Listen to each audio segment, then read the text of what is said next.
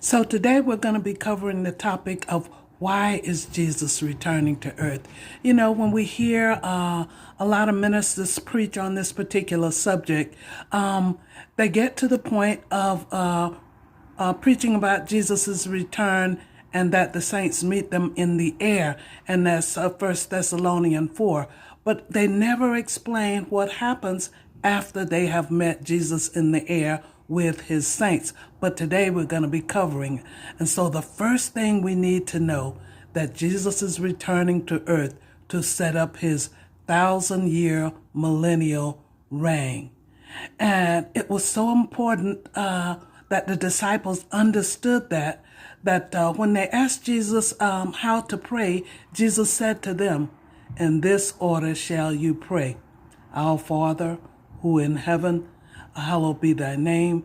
Thy kingdom come, thy will be done on earth." So we know that Jesus already explained to the disciples that his kingdom would come back to earth, and he told them to pray for it. And so what is the first thing Jesus is going to do once he arrives? Well, first let's set the scene. When God gives Jesus the order to come back to earth, that's when he's going to gather up all his saints, all the disciples and all our loved ones, prophets who are resting in paradise, that they are going to receive their resurrected spiritual bodies. And so they're going to be accompanying Jesus when he comes back. But and those who are alive and on the earth, they will be caught up with them in the air. And they will also reign with Christ. So what will happen next? Well, scripture tells us in the book of Zechariah that Jesus's feet will land in Jerusalem. And so we know that's where Jesus' headquarters is going to be. It's going to be in Jerusalem, Israel. And so what is going to happen to everyone else? You know, what will they be doing? Well, the disciples had that very question, and they asked Jesus, "What will we get for following you?"